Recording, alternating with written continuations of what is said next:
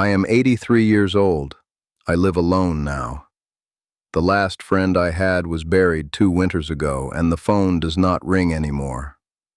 There is a quiet in this house you have felt too, late at night, and never told a soul about. You know the one I mean, don't you? Is this all there is left for me now? Is that the question you lie awake asking? Everyone said the end of company is the end of living. My grandmother said the opposite, and she was right. So stay with me tonight. Let me tell you what this quiet really is. For 1,000 years, my people had an answer for the season when the lodge grows still and the visitors stop coming. They did not run from it. They sat down inside it. And they learned to call it by its true name. Hear me now. This ache you carry is not abandonment. It is not a punishment for the way you lived. It is not the beginning of the end. It is not something broken in you that needs fixing. So what is it then? Can you feel it knocking, even now? Hear the truer names for it. It is a message. It is an assignment. It is a compass. Solitude is knocking at your door, and it has come to teach you the 6 oldest lessons a life can hold. I will not pretend this is comfortable. What I am about to say is not soft. It is true, and true is better than soft. My grandmother said alone is not the same word as lonely. Did you ever notice that yourself? One is a place on the map. The other is only a weather that passes through. So which one has really been living in your house tonight? My grandmother said the difference between those 2 words is the whole secret of growing old, unafraid. Let me show you the way she first showed me.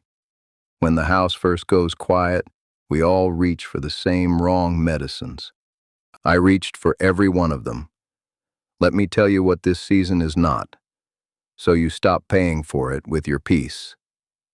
It is not the television left on all day for the sound of a human voice. I did that. The voices filled the room and left the heart emptier than before. Have you done the same? It is not waiting by the window for a car that does not turn in. I waited. I counted the headlights that kept going past. Every one of them took a little piece with it. How many more evenings can I sit here like this? I know you have asked it in the dark. It is not bitterness either. The slow habit of counting who forgot you, who moved away, who died and left you behind. Bitterness feels like strength for about a week. Then it becomes a stone you carry uphill for the rest of your days. And it is not the old photographs. I lived in them for a while. I walked backward into rooms that no longer exist, looking for people who cannot answer. Have you been trying to live in a room that is already gone? The past is a good place to visit and a terrible place to move into. Do you know why all of these failed me? Because every one of them was an attempt to fill the silence instead of befriend it. I was treating solitude like an enemy at the gate. And my grandmother said it plain. An enemy you fight will drain you dry, but a season you welcome will feed you. That was the turn. It took me too many years to make it. My grandmother, the whole village called her Grandmother Weaver, because her hands were never still and her loom was never quiet. She taught me the turn when I was a boy.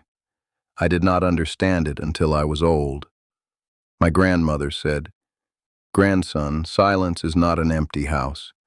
Silence is a relative who has been sitting in the next room, waiting for you to stop making noise long enough to visit." She would set down her weaving and look at me. My grandmother said people fear to be alone because they have never been properly introduced to themselves. My grandmother said solitude is only a stranger until you learn its name. Then it becomes kin. Have you ever once let it get that close? Think of the tallest tree on the ridge, she said. It does not grow tall in a crowd. It grows tall standing apart, where the wind can find it and the roots must dig deep to hold. The lonely tree is the strong tree. Did you know that? Grandmother Weaver made silence her relative, and by the end she was the least lonely person I have ever known in a house full of no one. She taught the way the old ones always taught, every lesson carrying one picture you could not shake: the seat by her loom, the song the shuttle sang, the fire kept low beside her. Not routine, she told me, ceremony. My grandfather said the same thing in fewer words. Make your quiet hours ceremony instead of routine, and the silence itself will start to sing. She wove until her last morning. That is the whole teaching. Now let me show you how it looks in a life. There was a man in the valley below mine we called Standing Pine. He earned the name Young because he was tall and he did not bend, not for anything. He raised 4 children in a house he built with his own hands. His wife, Willow, could make a stranger feel like family before the coffee was poured. That house was the loudest, warmest house on the whole river. Then the years did what years do. The children grew and scattered, one to the city, one across the ocean, 2 who simply stopped calling. Willow went to sleep one autumn and did not wake, and the friends of his youth, one by one, went ahead of him down the road we all walk. By the time Standing Pine was 79, there was no one left who remembered his real name. The loudest house on the river had gone silent. I would visit him. I watched a proud man come apart very slowly, the way a bank erodes. You cannot see it happen, but every spring the river is a little wider and the land a little smaller. Is that not your own quiet fear, to fade so slowly that no one would even see it happen? He stopped opening the curtains. He ate standing over the sink. He let the woodpile go low. When I asked how he was, he would say, "Waiting. Just that. Waiting." He did not have to say for what. We both knew he meant the end. One winter I climbed down and found him worse than ever. The fire was almost out, and I did something I am not proud of and glad of at the same time. I got angry at him. I said, "Standing Pine, you were the strongest man on this river, and you are letting the cold have you while you are still breathing." He did not answer. But the next morning something turned. He told me about it later, so I can tell you. That morning, before the sun came up, he could not sleep, and he was too tired to be bitter, and so he just sat by the eastern window in the dark. And the sun came up. It came up the way it does, no hurry, no apology, laying gold across the frost one field at a time. And Standing Pine, who had been waiting to die, felt something he had not felt in years. He felt kept, like the sun had climbed all that way to keep an appointment with him. With him, the last man on the river. When did you last feel kept by anything at all? So the next morning, he sat by the window again. And the morning after that, he began to keep the appointment. He would rise in the dark, put the coffee on, and wait. Not for a car, not for the phone, not for the end, but for the sun. And the sun never once failed to come. My grandmother said the light keeps its promise to every soul who will only rise and meet it. Do you understand what that did to a man who thought nothing came for him anymore? Within a month he was splitting wood again, because a man who has an appointment needs to be warm to keep it. He planted a row of beans that spring so he would have something to walk out to at first light. He started leaving his door unlatched, and people began to stop by because a lit window at dawn is an invitation, and folks can feel the difference between a house that is waiting to die and a house that is waiting for the morning. Standing Pine lived to be 91, alone in the ordinary meaning of the word, but never once lonely again. At his burial, more people came down that road than had come in 20 years. And every one of them said the same strange thing, that he was the most alive old man they had ever met. He kept his appointment with the sun for 12 years. That was his first teaching, and now it is yours. Rise, and let the light find you at the window. Something is coming up over that ridge every single morning, and it is coming for you. Have you kept it waiting long enough? I want to stop here for a moment and be honest with you, the way Standing Pine was honest with me. I am 83 years old. I will not be here forever to say these things. No one is. My grandmother said a teaching not passed on dies twice. Once with the teacher and once for every soul who needed it and never heard it. So I did what she did before she went into the ground.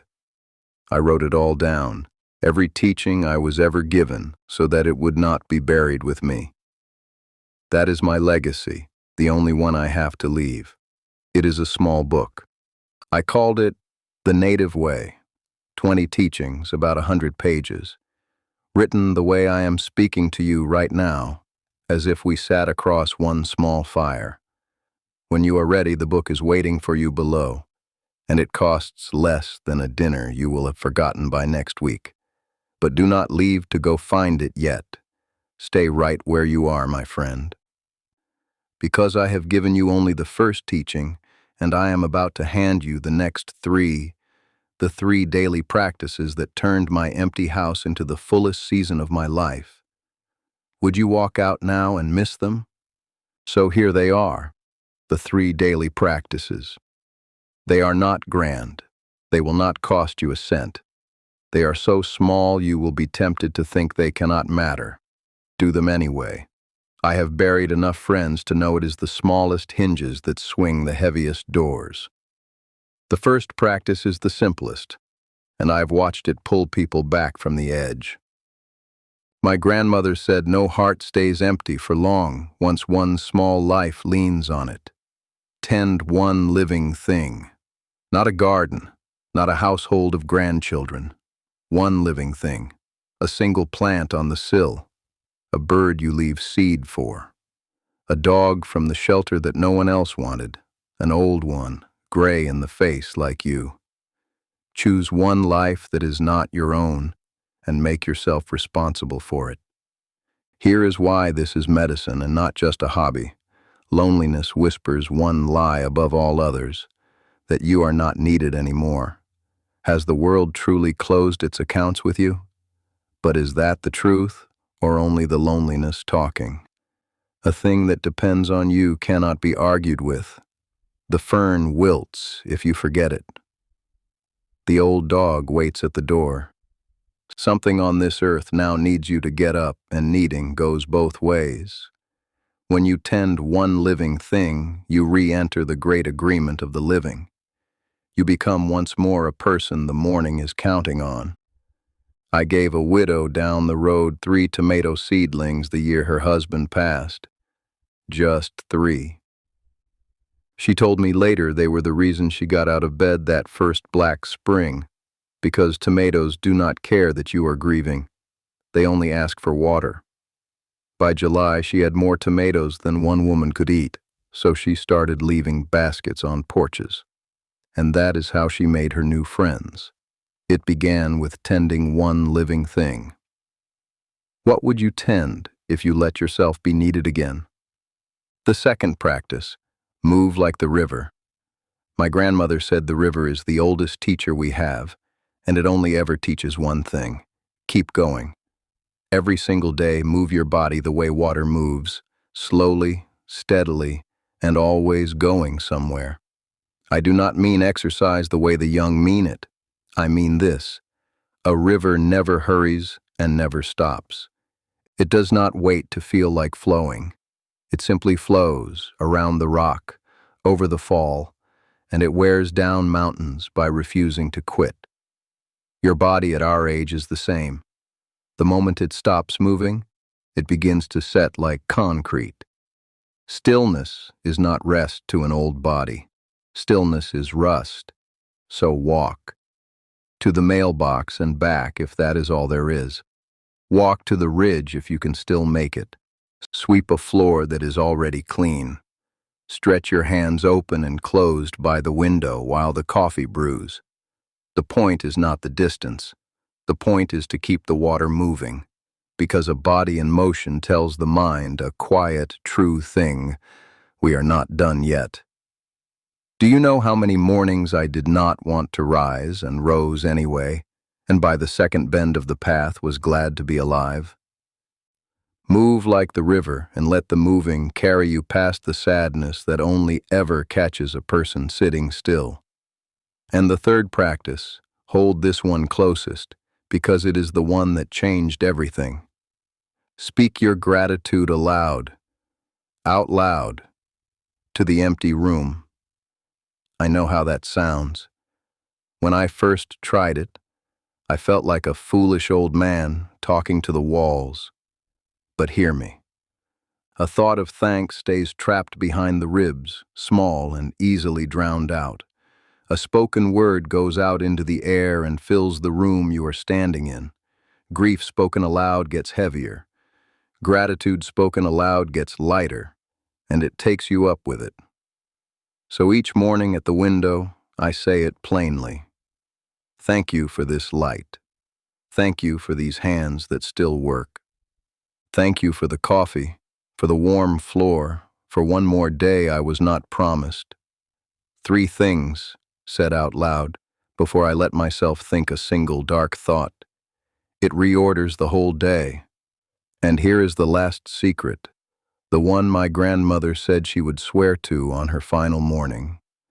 You cannot be lonely and grateful in the same breath. It is not possible. The two cannot stand in the same room. So on your hardest mornings, when the silence presses down, do not fight it. Fill it. Say your thanks out loud until the room is fuller than the ache. When was the last time you told the morning out loud that you were glad to still be in it? Tend one living thing. Move like the river. Speak your gratitude aloud. 3 practices and a home to keep them in. Silence made your relative. But maybe you are thinking these are fine for a man like me with teachings handed down. Not for you. Let me tell you about someone who had nothing handed to her at all. Her name was Ada, and she would have laughed to hear herself called a teacher. She spent 40 years at a sewing machine in a shirt factory. No wisdom passed down, no ceremony, no grandmother with a loom. When the factory closed and her husband died the same year, she found herself alone in a small apartment with hands that had worked every day of her life and suddenly had nothing to hold. That is a dangerous thing. Hands that were made for work, given nothing to do. She sat. She watched the little television. She told me the days felt like wet cement, each one setting harder around her. She was 76. And she had begun to believe her usefulness was a thing of the past, folded up and put away with her work clothes. Then one afternoon, out of pure restlessness, she picked up a needle again. Not for money, not for anyone. She began to sew small quilts, 1 square at a time, because her hands remembered how, and her heart did not know what else to do with the ache. My grandmother said the hands remember what grief makes the heart forget. She gave the first one to a neighbor's new baby. Word got around. Soon she was making a quilt for every child born on her block. Ada was not lonely by the end. She could not afford to be. She had a task, and a task at first light is a reason. Her hands, that had felt so useless, turned out to be the most useful thing she owned. She died with a half-finished quilt on her lap and a line of people who loved her. So give your hands a task. Whittle. Knead bread. Mend. Write letters in your own shaky hand. Fix the fence. It does not matter what the task is. It matters that your hands wake with somewhere to go. What would you give your hands if they woke tomorrow with nowhere to be? Idle hands hand the mind straight over to sorrow. Busy hands give it back to you. I have seen it save more lives than any medicine in my cabinet. Do you feel it now? Ada had no teachings, no lineage, no advantages. She had an ordinary life and a pair of tired hands, and that was enough. If it was enough for Ada, why would it not be enough for you? So let me bring this home, the way my grandmother would gather the threads at the end of the day. You came here alone. Maybe, like me, with no friends left, and a phone that has gone quiet. Have I already let the good part slip past me? I know that question. I have asked it too. Everyone told you that was the end. I am telling you it can be the beginning of the deepest part. My grandmother said the last season is not the smallest. It is the one where a person finally becomes who they were meant to be. Here are the 6 things that carried me. Keep the sun's appointment. Rise, and let the morning find you at the window. Tend one living thing, so the world still needs your hands. Move like the river, every day, and never let stillness turn to rust. Speak your gratitude aloud, until the room is fuller than the ache. Give your hands a task worth waking for, and make silence your relative. Sit with it, learn its name, and it will become the kindest company you have ever kept. 6 things. My grandmother said a person could build a whole life on these 6 alone, and never once be lonely. Not one of them requires another living soul. Do you hear what I am telling you? Everything you need to live it well is already inside your own 4 walls, and inside you. So carry these 3 words out of here with you, and say them on the mornings that are hard. Alone, not lonely. Say it again. Alone, not lonely. One is only a fact about your house. The other is a choice about your heart. And whose choice has that always been, if not yours? And when even that choice feels too heavy to lift, you do not need 6 things. You need 2, said twice, like a heartbeat. Still here, on purpose. Say it with me. Still here, on purpose. Put your hand on your chest and feel that both of them are true. And for the one this reached tonight on a hard night, I know you are there. You did not find this by accident. You are sitting in a quiet room, and the ache in your chest is the reason you are still listening. I know the questions you ask the dark ceiling. Is it too late for me? Did I let all the years slip past? Will it always feel like this?